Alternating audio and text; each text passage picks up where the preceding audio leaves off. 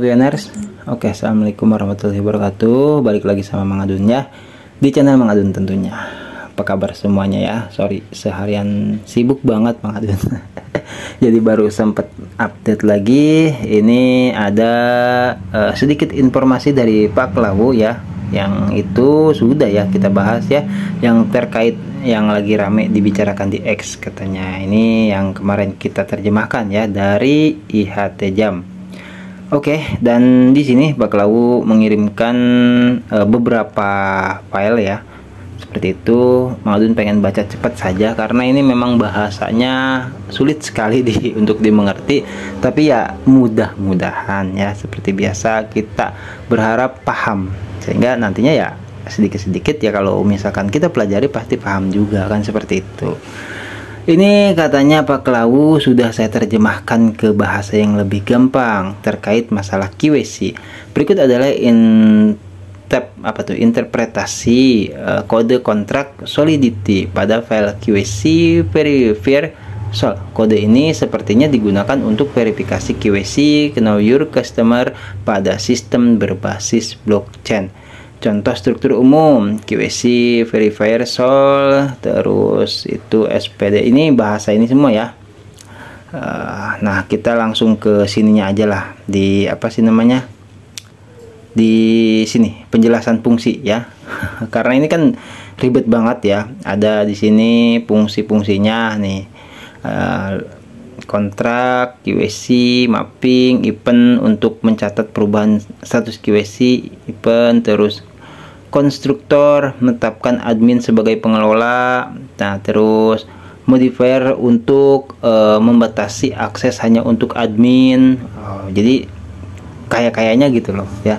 Di tim ini udah sempat Mang Adun bahas juga di bawah tuh. Memang ada tim-timnya ya, dulu pernah kita bahas waktu pembahasan migrasi ya, yang kabarnya itu nunggu tim QAC. Ya berarti betul, core tim itu memang dibagi-bagi seperti itu ya. Oke, terus di bawahnya ada fungsi untuk memverifikasi pengguna. Hanya admin yang bisa function apa tuh? Function verifikasi, maksudnya memverifikasi ya, seperti itu. Fungsi untuk membatalkan verifikasi pengguna, hanya admin yang bisa. Oke, seperti itu ya. Fungsi untuk memeriksa apakah pengguna telah diverifikasi. Nah, ini berarti kalau kita perhatikan ya, di sini ada juga istilah fungsi untuk memeriksa apakah pengguna telah diverifikasi. Berarti betul ya, ketika misalkan kita melakukan verifikasi QAC ulang ya, misalkan kayak deteksi wajah gitu kan, uji keaktifan, jadi di sini ada yang memeriksanya lah, seperti itu. Terus di sini penjelasannya, di sini mungkin lebih gampang lagi bahasanya, penjelasan fungsi-fungsi. Satu, deklarasi variabel. Admin menyimpan alamat admin yang mengelola verifikasi QAC. Terus allowed mapping yang menyimpan status verifikasi QAC untuk setiap alamat pengguna. Yang kedua, modifier only admin, pembatasan akses untuk fungsi tertentu hanya dapat dilakukan oleh admin. Yang ketiga, fungsi verify user. Fungsi ini digunakan oleh admin untuk memverifikasi alamat pengguna. Alamat yang berhasil diverifikasi akan disimpan dalam mapping allowed dengan nilai true. Nilai true itu pasti ya. Terus yang keempat, fungsi revoke user ya. Fungsi ini digunakan untuk membatalkan verifikasi alamat pengguna, menyetel status QAC mereka menjadi palsu. Oke. Di sini sorry ya kalau Mang Adun bacanya ya biasalah balelo, karena Mang Adun ini bukan bahasa Mang Adun ya. Bahasa programmer lah, seperti itu. Tapi gak penting kalau menurut Mang Adun dari bahasanya, yang penting tuh maknanya ya. Fungsi is verified, fungsi publik yang dapat dipanggil siapa saja untuk memeriksa apakah pengguna tertentu sudah diverifikasi. Fungsi publik yang dapat dipanggil untuk maksudnya dipanggil siapa saja untuk memeriksa apakah pengguna. Nah, di sini ada siapa saja. Apakah itu artinya pioneers mendapatkan terpilih ya untuk memverifikasi wajah, atau di sini dikatakan yang dapat dipanggil siapa saja itu apakah validator ya untuk memeriksa apakah pengguna tertentu sudah diverifikasi. Ini asli ya, rumit bahasanya. Event, nah di sini KYC status change. Setiap perubahan status verifikasi KYC akan dicatat dalam event ini sehingga perubahan status dapat di-track pada log transaksi. Terus ringkasan kontrak KYC verifier memungkinkan admin untuk memverifikasi atau membatalkan verifikasi pengguna berdasarkan alamat mereka. Alamat yang diverifikasi akan disimpan dalam mapping dan semua perubahan status dicatat dalam event untuk memastikan transparansi di blockchain. Jika ada bagian dari kode yang lebih spesifik yang ingin dijelaskan, silahkan beritahu. Oke, di sini mau membalas ya, cukup rumit juga ya Pak. Maksudnya itu kode sumber yang jadi landasan dari sudut pandang yang Picor tim Ihatijan sampaikan ya Pak. Betul Bang, sangat-sangat rumit Bang, tapi akan terus ditingkatkan lagi biar semua pioner berbahagia saat merayakan Open Network. Amin ya. Sampai ada istilah event Pak. Nah terus kata Pak Klau, event di sini maksudnya buat para perusahaan-perusahaan atau para pemilik perusahaan ya yang bergabung dengan Network. Soalnya saya juga menggunakan bantuan AI Bang buat menerjemahkan bahasa coding tersebut jadi bisa multi tafsir katanya. Iya Pak, sempat kepikir begitu Pak. Soalnya saya sempat baca yang di meteo.com ya, yang dashboard nanti kita bahas ya. Itu terbaru dan ada sebut-sebut hackathon kan gitu, mirip event juga. Tapi di yang di atas maksudnya, tapi di yang atas itu buat khusus perusahaan juga atau untuk pioner umum menurut Pak Klawu ya, poin 1 sampai 5 yang tadi. Nah, di sini untuk lebih jelas seperti biasa mengadun talete ya atau mendetail seperti itu menanyakan apakah itu khusus perusahaan atau untuk pioner juga. Kemungkinan sih perusahaan, Bang. Nah, di sini kode solidity yang Anda berikan adalah kontrak pintar bernama KYC Verifier. Beda sudahlah dari nama KYC-nya juga. Kontrak ini digunakan untuk memverifikasi status KYC kinerja customer dari pengguna dalam sebuah aplikasi blockchain. Berikut adalah penjelasan dari kode tersebut. Kode solidity 1 versi Confiler pragma soliditas 0.8.0. Kode ini menetapkan bahwa kontrak menggunakan versi Confiler solidity 0.8.0 atau lebih tinggi. Jadi seperti ada syarat-syaratnya ya gitu. Kalau misalkan untuk pengen gabung di sini lebih rumit lagi bahasanya ya, ada HTTPS GitHub, mungkin alamat linknya gitu. Kode ini mengimpor 2 kontrak dari Open Javelin. Apa tuh? Javelin ya, Open Javelin. Terus Ownable menyediakan mekanisme kepemilikan memungkinkan hanya pemilik kontrak yang bisa memanggil fungsi tertentu.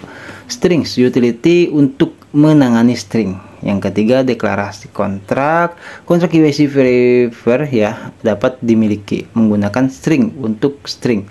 Kontrak KYC Verifier mewarisi ownable, yang berarti kontrak ini memiliki pemilik atau owner yang ditetapkan saat kontrak di-deploy. Fitur ini digunakan untuk membatasi siapa yang bisa memverifikasi atau memperbarui status KYC pengguna. Yang keempat, pemetaan status KYC. Pemetaan alamat public user KYC status. Pemetaan ini menyimpan status KYC untuk setiap alamat atau address. Jika nilai true, berarti pengguna tersebut telah diverifikasi. Di sini ada istilah nilai true ya. Nilai apa itu yang dimaksud? Apakah 314159 ya, yaitu hanya Picor tim yang tahu mungkin ya. Dan terus di sini yang kelima, event KYC status update. Acara KYC status update alamat pengguna yang diindeksable status event ini akan dipancarkan setiap kali status KYC pengguna diperbarui. Ingat ya, pengguna di sini yang pemilik perusahaan itu ya. Terus yang keenam, konstruktor public user KYC status pemilik ya. Terus kalau benar maksudnya seperti itu. Saat kontrak di deploy, pemilik kontrak secara otomatis akan memiliki status KYC yang diverifikasi. True. Fungsi yang ketujuh ya, fungsi verifikasi identitas. Fungsi verify user identity, alamat pengguna, string memory identity, dokumen public only owner, memerlukan pengguna, alamat pengguna tidak valid. Terus ini apalagi terus itu agak ribet ya bahasanya, langsung ke fungsi ini aja. Fungsi ini memungkinkan pemilik kontrak memverifikasi identitas pengguna dengan mengirimkan alamat pengguna dan dokumen identitas. Saat ini logika verifikasi KYC masih perlu diimplementasikan menggunakan layanan eksternal, namun dalam contoh ini dianggap bahwa identitas diverifikasi secara otomatis. Terus yang ke-8, fungsi update status KYC. Fungsi update user KYC status, alamat pengguna, bold status publik hanya pemilik, memerlukan pengguna. Terus alamat pengguna tidak valid itu ya. KYC apalagi? Status pengguna, status memancarkan KYC status, update pengguna status. Fungsi ini memungkinkan pemilik kontrak untuk memperbarui status KYC dari pengguna tertentu. Ada istilah pengguna tertentu ya. Ini mengingatkan mengalir pada dulu dasar-dasar pembuatan dompet ya. Di situ ada waktu dulu, nggak tahu sekarang mengalir lupa ya. Mungkin masih ada gitu, ada pembuatan dompet untuk developer seperti itu atau pengembang ya. Karena apa? Karena beda. Ya. Mungkin ini KYC juga seperti itu ya maksudnya. Terus pengguna tertentu ya itu istilahnya. Jadi kalau misalkan sebagai developer tuh kita boleh ya memiliki dompet pioners, terus ada dompet perusahaan itu sendiri gitu ya, karena untuk jual beli, dagang dan sebagainya ya. Terus pengubahannya verifikasi user, terus itu status pengguna tidak verifikasi modifier ini digunakan untuk membatasi akses fungsi tertentu hanya untuk pengguna yang sudah diverifikasi. Yang ke-10, fungsi terbatas, fungsi restricted function, public hanya verified user. Terus fungsi ini adalah contoh dari fungsi yang hanya diakses oleh pengguna yang telah diverifikasi melalui KYC. Yang ke-11, fungsi get user KYC status. Fungsi get user KYC status, alamat pengguna, tampilan publik, mengembalikan, boleh kembalikan user status pengguna. Fungsi ini memungkinkan siapapun untuk memeriksa status KYC pengguna tertentu. Nah, ini ada kesimpulannya. Kesimpulan, kontrak ini dirancang untuk memverifikasi dan mengelola status KYC pengguna pada platform berbasis blockchain. Hanya pemilik kontrak yang memiliki hak untuk memverifikasi dan memperbarui status KYC serta membatasi akses ke fungsi-fungsi tertentu hanya untuk pengguna yang telah terverifikasi. Nah, di sini ada sesuatu yang mau ditangkap, yaitu ada istilah di situ hanya pemilik kontrak yang memiliki hak untuk memverifikasi dan memperbarui status KYC. Artinya ya, itu tidak semua juga ya. Kita tahu banyak banget itu developer dan para penjual beli seperti itu ya, yang sering dikatakan penyerok misalkan seperti itu ya, maaf nih ya.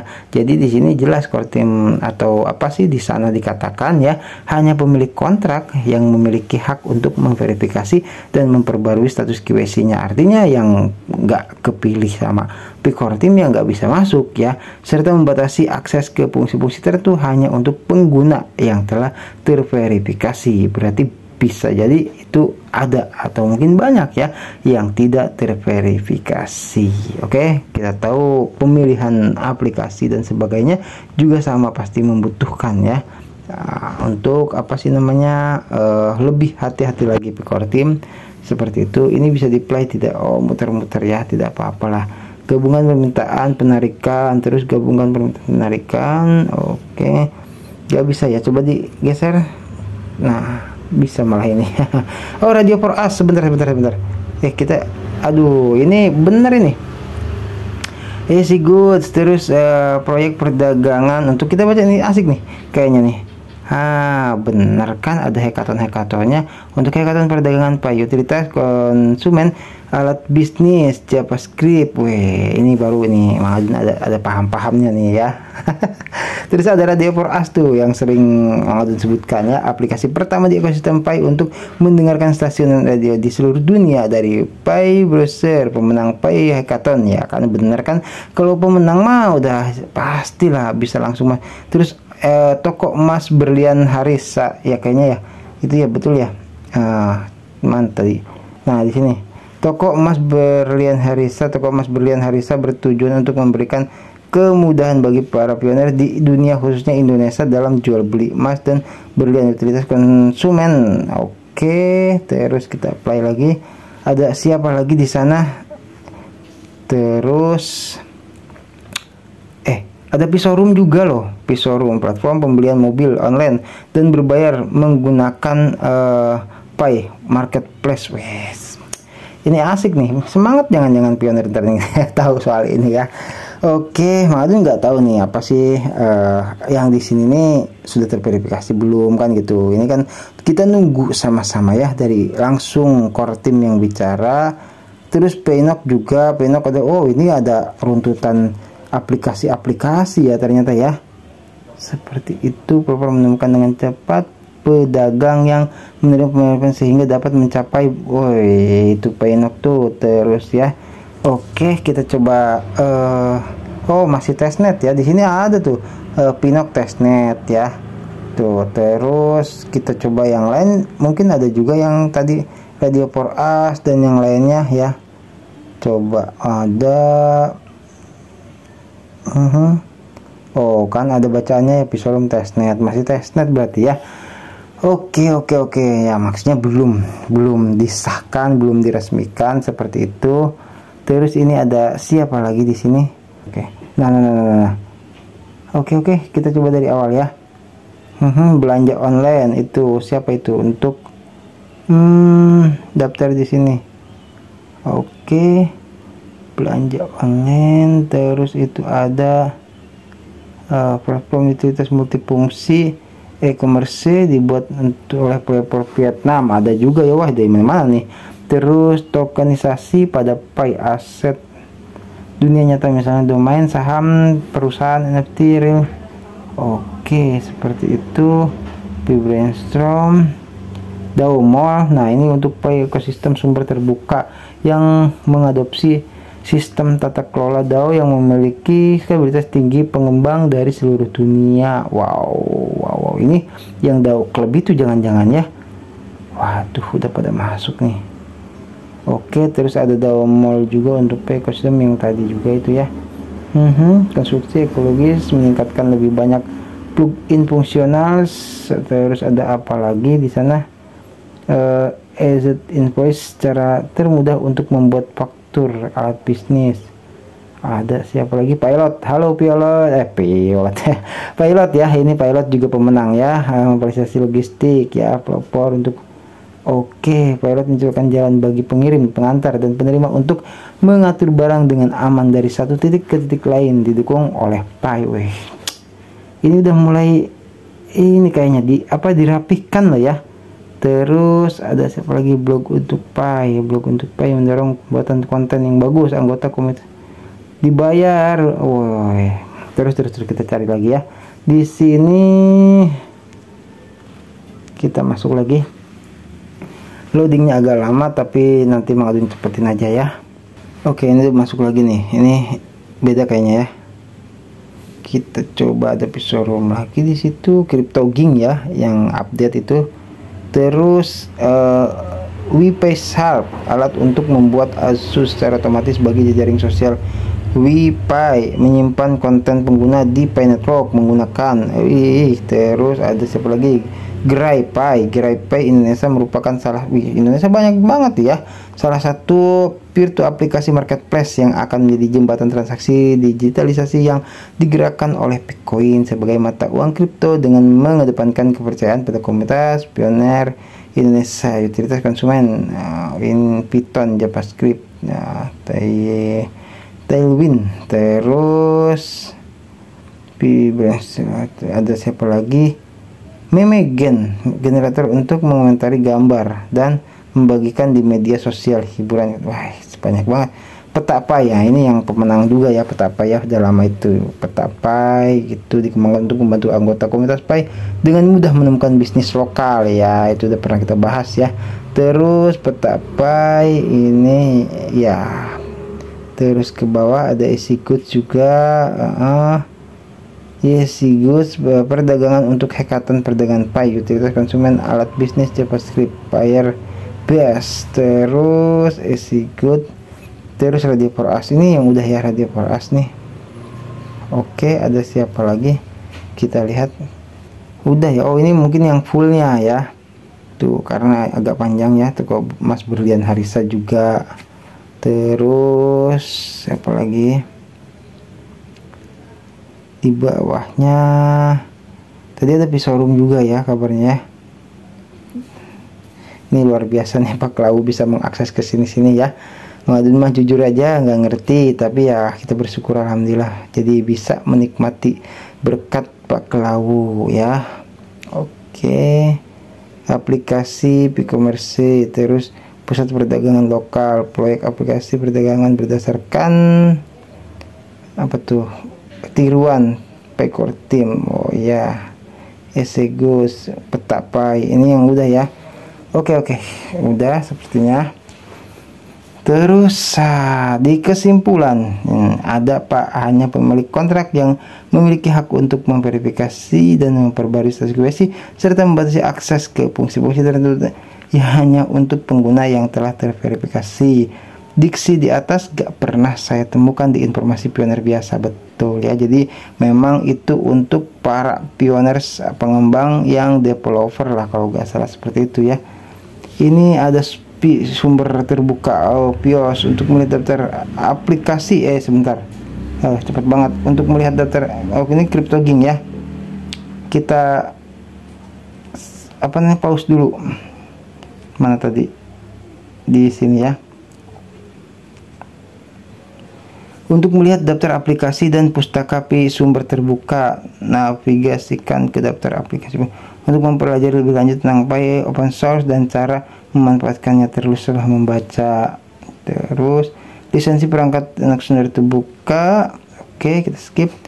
Pai memungkinkan pengembang komunitas Pai untuk membuat aplikasi dan alat sumber terbuka bagi ekosistem Pai, mendorong kolaborasi di antara pengembang. Kan pengembang komunitas Pai berbeda dengan lisensi MIT, lisensi Pios memberikan pengguna perangkat lunak tanpa batas hanya dalam ekosistem Pai. Pengembang didorong untuk menggunakan lisensi ini saat mengembangkan aplikasi Pai. Terus kita lanjut lagi, membuat aplikasi Pios. Cepat banget Pak Lau.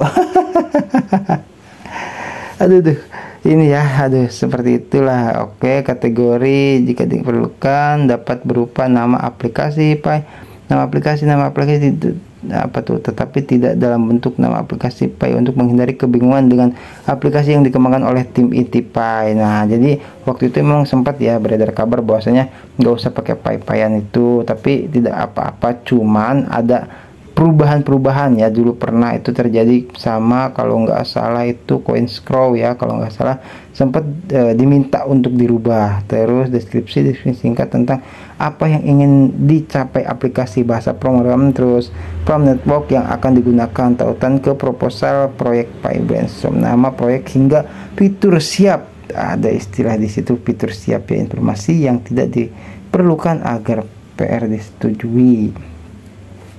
Terus ini nggak bisa baca semua mengadunya karena nggak bisa diberhentikan kan, daripada kita cari-cari ribut. Itu pengembang komunitas Pai lainnya juga dapat berkontribusi pada pemeliharaan dan peningkatan aplikasi, mengirimkan pull request langsung ke proyek. Sebagai admin, Anda akan bertanggung jawab untuk menanggapi PR tersebut, atau Anda dapat mendelegasikan tanggung jawab ini kepada anggota tim Anda, meskipun tim inti Pai memberikan Anda akses ke github.com lah ya, seperti itu. Demi kenyamanan, mereka tidak akan memelihara repository atau kode aplikasi Anda. Anda bertanggung jawab penuh atas kode Anda. Ini kayak semacam perorangan ya yang ditunjuk mah ini. Terus di masa mendatang, maksudnya perorangan itu ya kayak ada manajernya ya dalam setiap para pengembang itu. Di masa mendatang, jika Anda ingin menghapus aplikasi Anda dari pustaka sumber terbuka Pi, Anda dapat melakukannya hanya dengan memindahkan proyek Anda dan mengirimkan PR untuk menghapus tautan ke kode Anda dari daftar. Sebagai admin repository Anda dapat memindahkan atau menghapusnya kapan saja tanpa persetujuan dari tim inti Pi. Oke, seperti itu ya. Ini ribet juga ya. Tapi cukup senang Adun ya melihat perkembangan ini. Artinya Picor Team benar-benar terus menjalankan tugasnya ya untuk menyusun rapi semua ini. Nah, sebentar. Kita skip dulu. Bisa nggak? Adun pengen ngelihat kayaknya ada wajah-wajah Picor Team ya di sini. CryptoGing, Dr. Nicholas Kokalis, terus ini ya kayaknya ya.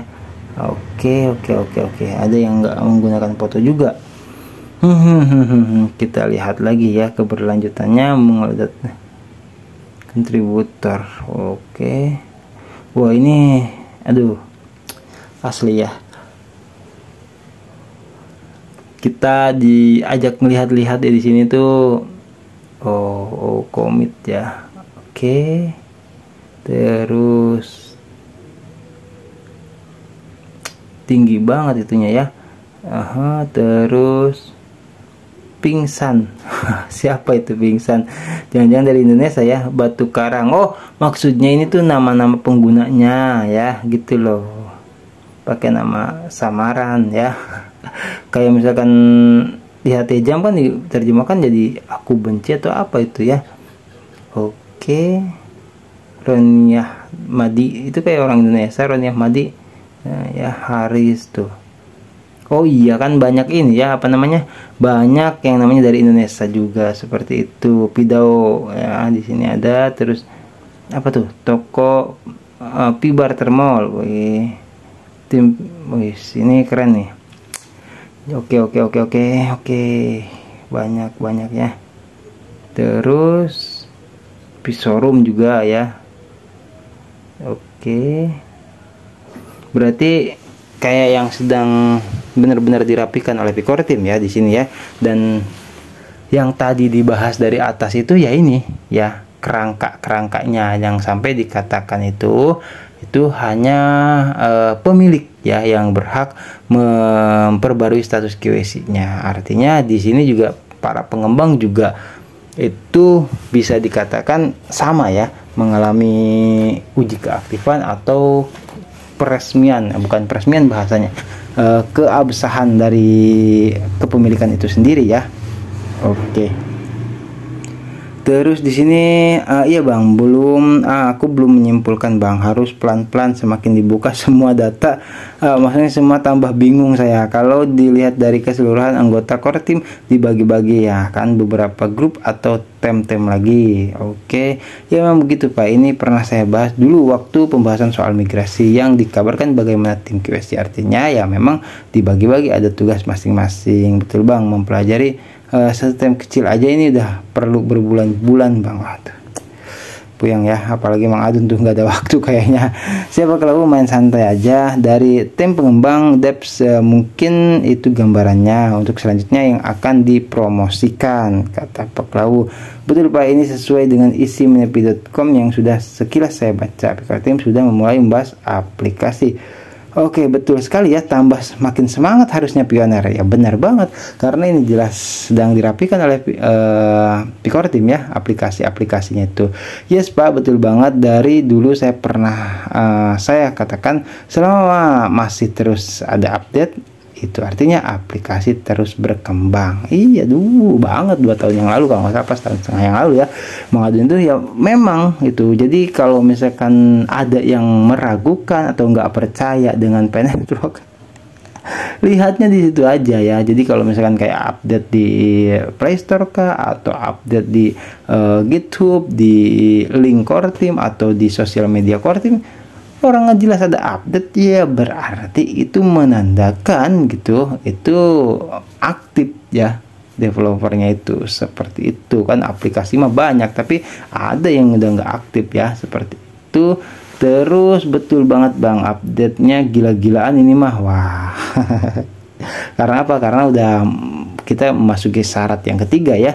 Betul Pak, syarat pertama dan kedua sudah terus berjalan. Pastinya saat ini sudah saatnya Picor Team membahas full soal syarat ketiga, yaitu 100 aplikasi harus segera diterapkan. Oke, semoga semuanya berjalan lancar Bang, amin ya. Ya Pak, amin amin. Sama kita doakan Picor Team selalu juga ya. Sudah selesai, sampai di sini dulu ya videonya. Yang pada intinya kesimpulan video kali ini sudah mulai dirapikan aplikasi-aplikasinya ya sama Picor Team, dan jelas itu hanya pemilik dari aplikasi itu sendiri yang nantinya bisa apa disebutnya ya, memiliki gitu loh, memiliki lisensi atau perizinan secara sah dari Core Team, Panelbox seperti itu, dengan memperbarui status KYC-nya. Oke ya, kurang lebihnya nih mohon maaf ya, Mang Adun mas segini adanya ya. Menurut Mang Adun tadi kalau soal bahasanya sih ya itu mah anggaplah ya nggak usah dibahas gitu kan, tapi yang penting itu makna atau isinya ya dari ya video yang kita update selalu. Oke Pioners ya, thank you buat semuanya. Mang Adun pamit undur diri dulu ya. Semoga tetap semangat, dan memang betul kata Pak Klau ya, harusnya setelah melihat ini Pioners ditambah semangat. Mang Adun pamit undur diri dulu ya. Wassalamualaikum warahmatullahi wabarakatuh. Nanti kita gaskan lagi di informasi Panelbox yang berikut-berikutnya. Love you, bye bye.